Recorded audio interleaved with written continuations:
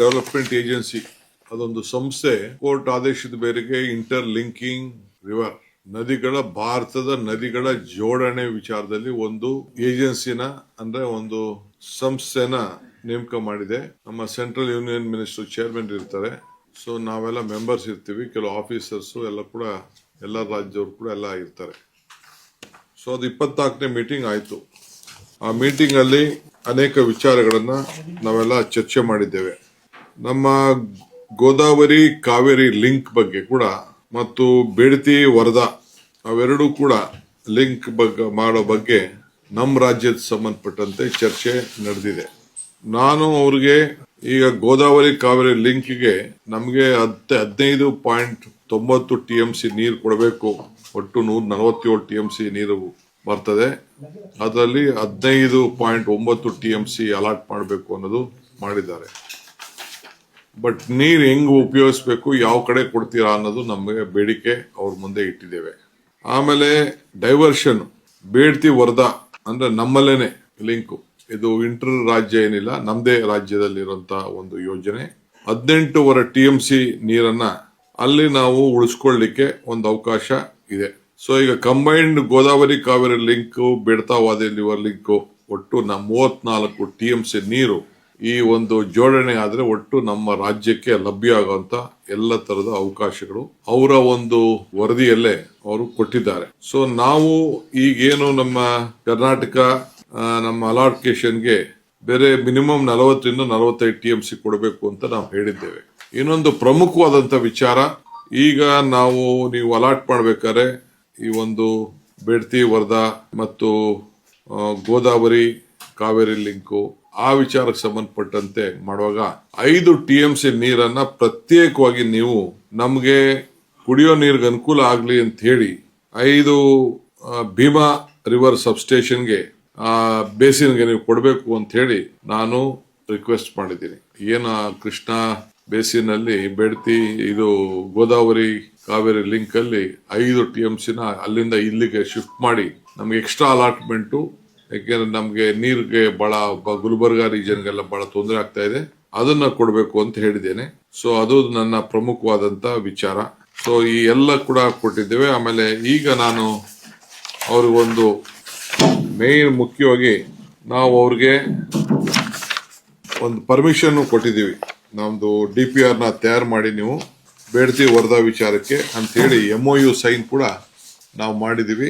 ಒಂದು ಪ್ರಮುಖ ಏನಂತಂದ್ರೆ ಫೇಸ್ 1 ಅಲ್ಲಿ 148 TMC ಪ್ರಪೋಸ್ಡ್ ಇರೋದ್ರಿಂದ ಈಗ ನಾನು ಹೇಳ್ದಂಗೆ 15.8 TMC ನಮ್ಮ ರಾಜ್ಯಕ್ಕೆ ಬೆನಿಫಿಷಿಯರ್ ಆಗೋ ದೃಷ್ಟಿಯಿಂದ ಮತ್ತು ಬೇಡ್ತಿ ವರದಾ ಇಂಟರ್ಲಿಂಕ್ ಅಲಾಕೇಶನ್ 18 TMC ಈಗ ಅವರು ಕ್ಲಬ್ ಮಾಡಕ್ಕೆ CG ಲಿಂಕ್ ನ ಅವ್ರು ಈಗಾಗಲೇ ಹೇಳಿದ್ದಾರೆ. ಸೊ ಅದಕ್ಕೆ ನಮ್ಮ ರಾಜ್ಯದಲ್ಲಿ ಇರೋದ್ರಿಂದ ನಾನು ಅದಕ್ಕೆ DPR ತಯಾರು ಮಾಡಕ್ಕೆ ನಮ್ಮ ಚೀಫ್ ಇಂಜಿನಿಯರ್ ಇದು MD ಅವರ ಹತ್ರ MOU ನೆನೆ ಸೈನ್ ಮಾಡಿಸಿದೀವಿ, ಅಗ್ರಿ ಮಾಡಿದೀವಿ. ಇದು ಕಾಸ್ಟ್ ಸುಮಾರು 10,000 ಕೋಟಿ ರೂಪಾಯಿ ಆಗ್ತದೆ. 90% ಸೆಂಟ್ರಲ್ ಗವರ್ಮೆಂಟ್, 10% ನಮ್ಮ ಸ್ಟೇಟ್ ಗವರ್ಮೆಂಟ್ ಆ ಒಂದು ವ್ಯಾಪ್ತಿಲಿ ಇದಿರ್ತದೆ. ಸೊ ಅದರಿಂದ ಎಲ್ಲೆಲ್ಲಿ ನಮ್ಗೆ ಒಂದು ಹೊಸ ಯೋಜನೆಗಳಿದೆ ಆ ಯೋಜನೆಗಳೆಲ್ಲ ಅನುಕೂಲ ಆಗಲಿ ಅನ್ನೋ ದೃಷ್ಟಿಯಿಂದ ನಾವು ಒಪ್ಪಿಗೆಯನ್ನು ನಾವು ಕೊಟ್ಟಿದ್ದೇವೆ.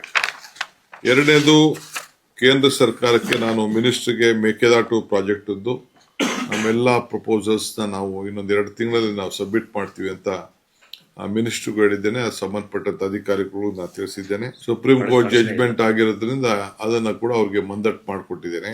ಆಮೇಲೆ ನಮ್ದು ಏನು ಸೆಂಟ್ರಲ್ ಕ್ಯಾಬಿನೆಟ್ ಅಲ್ಲಿ ಇದೆ ನಮ್ಮ ಅಪ್ಪರ್ ಭದ್ರಾ ಪ್ರಾಜೆಕ್ಟ್ ಕೂಡ ಮತ್ತೆ ಅವ್ರ ಹತ್ರ ನೀವು ನಮ್ಮ ಹಣ ನೀವು ರಿಲೀಸ್ ಮಾಡಲೇಬೇಕು, ನೀವು ತಪ್ಪು ಮಾಡ್ತಾ ಇದೀರಿ ಅನ್ನೋದು ಕೂಡ ಅವ್ರಿಗೆ ಹೇಳಿದ್ದೇನೆ. ಜೊತೆಗೆ ಕೃಷ್ಣಾ ವಾಟರ್ ಏನು ಇದೆ ಬೇಸಿಂದು ನೋಟಿಫಿಕೇಶನ್ ಕೂಡ ಅವ್ರಿಗೆ ನಾನು ಮತ್ತೆ 2 ಸತಿ ಮೀಟಿಂಗ್ ಪೋಸ್ಟ್ಪೋನ್ ಆಗಿದೆ, ನೀವು ಮಾಡಬೇಕು ಅಂತ ಹೇಳಿದ್ದೇನೆ. ಅವರು ಇನ್ಕ್ಲೂಡಿಂಗ್ ಕಳಸಾ ಬಂಡೂರಿದು ಅದು ಈಗ ಮೀಟಿಂಗ್ ಈಗ ಕಳಿಸಿದ್ವಿ, ಆಫೀಸರ್ಸ್ ಈಗ ಹೋಗಿದ್ದಾರೆ. ಈಗ ನಮ್ಮ ಆಫೀಸರ್ಸ್ ಈ ವಿಚಾರಕ್ಕೆ ನಡೀತಾ ಇದೆ ಮೀಟಿಂಗು. ಆಮೇಲೆ ಎತ್ತಿನೊಳ್ಳೆ ಫಾರೆಸ್ಟ್ ಕ್ಲಿಯರೆನ್ಸ್ ಕೂಡ ನೀವು ಫಾರೆಸ್ಟ್ ಮಿನಿಸ್ಟರ್ ಮೇಲೆ ಸ್ವಲ್ಪ ಒತ್ತಡ ತರಬೇಕು ಅನ್ನೋದು ಕೂಡ ಅವ್ರಿಗೆ ನಾವು ನನ್ನ ರಾಜ್ಯದ ಯಾವ್ದಾವ್ದು ಬೇಡಿಕೆಗಳದ್ದು ಕೂಡ ಅವ್ರಿಗೆ ಮಂದಟ್ಟನ್ನ ನಾವು ಮಾಡಿಕೊಟ್ಟಿದ್ದೇವೆ. ಬಹುಶಃ ಅವರು ನನಗೊಂದು ಮನವಿ ಮಾಡೋ ಒಂದು ಸಂದೇಶ ಏನ್ ಕೊಟ್ರು ಅಂದ್ರೆ, ಸದ್ಯದಲ್ಲೇ ಇನ್ನೊಂದು ದಿನ ಟೈಮ್ ಕೊಡ್ತೀನಿ ನಿನಗೆ, ಯಾವ್ಯಾವ ಇಶ್ಯೂಸ್ ಇದೆ ಇನ್ಕ್ಲೂಡಿಂಗ್ ಜಲ್ ಜೀವನ್ ಮಿಷನ್ ಅದು ಕೂಡ ನಿಮ್ದು ಏನೇನು ಕೆಲವು ರಿಕ್ವೆಸ್ಟ್ ಇದೆ ಅವರಕ್ಕೆ ನಮ್ಮ ಮಿನಿಸ್ಟರ್ ಪ್ರಿಯಾಂಕ್ ಖರ್ಗೆ ಅವರು ನನಗೆ ಟೈಮ್ ಕೊಡ್ತಾ ಇಲ್ಲ ಅಂತ ಅವ್ರು ಹೇಳಿದ್ರು. ಆ ವಿಚಾರ ಕೂಡ ಅಲ್ಲಿ ಪ್ರಸ್ತಾವನೆ ಮಾಡಿದೆ. ಅವರು ಅದಕ್ಕೆ ಕರ್ಸ್ಕೊಂಡು ದಿನ ಯಾವ ಇಶ್ಯೂಸ್ ನ ಸಾರ್ಟ್ ಔಟ್ ಮಾಡ್ಕೊಳ್ತೀವಿ ಅಂತ ಹೇಳಿ ಅವರು ಪಾಟೀಲ್ ರವರು ನಮಗೆ ಅಶ್ಯೂರೆನ್ಸ್ ಅನ್ನ ಕೊಟ್ಟಿದ್ದಾರೆ. ಇದು ಕುಡಿಯೋ ನೀರಿಗೆ ಸಂಬಂಧಪಟ್ಟಂತ ಒಂದು ವಿಚಾರ. ಬಟ್ ಇಲ್ಲಿ ಎರಡು ವಿಚಾರ, ಒಂದು ಗೋದಾವರಿ, ಒಂದು ಬೇಡ್ತಿ, ಇವೆರಡಲ್ಲೂ ಕೂಡ ತೆಗೆದುಕೊಳ್ಳಿಕ್ಕೆ ಅವರು ರೆಡಿ ಆಗ್ತಾ ಇದ್ದಾರೆ. ಬಟ್ ಆ ಗೋದಾವರಿ ಕಾವೇರಿ ಲಿಂಕ್ ನಲ್ಲಿ ಅದು ನಮ್ಮ ಸ್ಟೇಟ್ ಹತ್ರ ಬರ್ತಾ ಇಲ್ಲ. ಸೊ ಆ ನೀರ್ ಅಲಾಟ್ಮೆಂಟ್ ನ ನಾವು ಯಾವ ರೀತಿ ಉಪಯೋಗಿಸ್ಕೊಳ್ಬೇಕು ಅನ್ನೋದನ್ನ ಮತ್ತೆ ಫರ್ದರ್ ನಾವು ಡಿಸ್ಕಷನ್ ಮಾಡ್ತೀವಿ ಅಂತ ಏನವ್ರು ನಮ್ಗೆ 15.9 TMC ನಮ್ಗೆ ಅಲಾಟ್ ಮಾಡಿದ್ದಾರೆ. ಅದ್ರ ಬಗ್ಗೆ ನಾವು ಮತ್ತೆ ನಿಮ್ಗೆ ಚರ್ಚೆ ಮಾಡ್ತೀವಿ ಅಂತ ನಾವು ಹೇಳಿದ್ದೇವೆ. ಇದು this is connected to water issue.